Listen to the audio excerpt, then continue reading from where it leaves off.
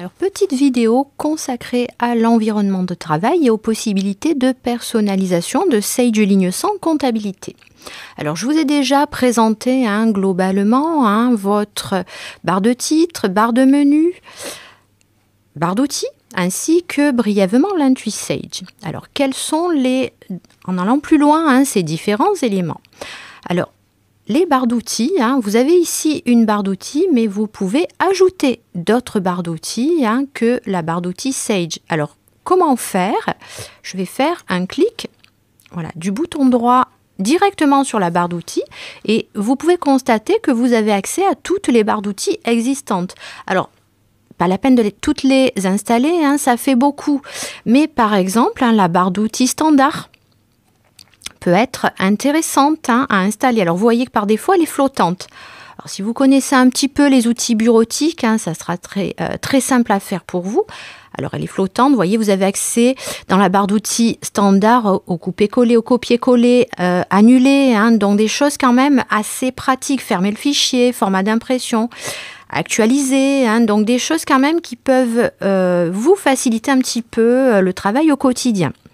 Alors, on ne va pas la laisser comme ça, en plein milieu de l'espace de travail.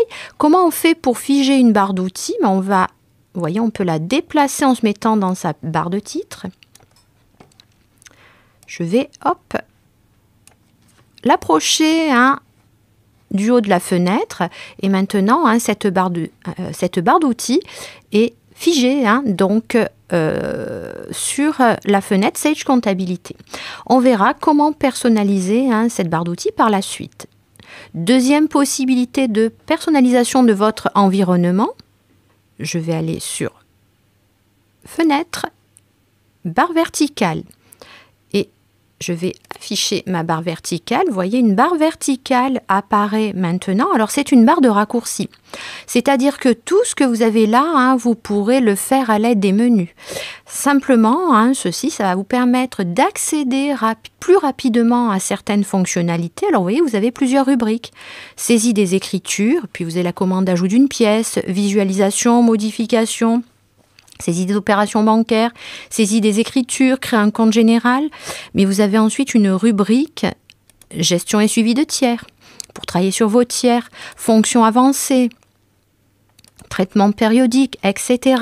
Donc, vous avez ici plusieurs raccourcis et cette barre latérale se personnalise. Nous le verrons un petit peu plus tard. Donc, vos outils, barre de menu pour faire un petit peu une synthèse de ceci. Barre de menu qui contient les fonctionnalités complètes du logiciel, puis des raccourcis, des barres d'outils que vous pouvez fermer ou afficher et une barre d'état que vous pouvez également fermer ou afficher. Si je ne veux plus de ma barre verticale ou barre d'état, je peux décocher, je ne l'ai plus et lorsque j'en ai besoin, je la fais réapparaître avec plusieurs rubriques.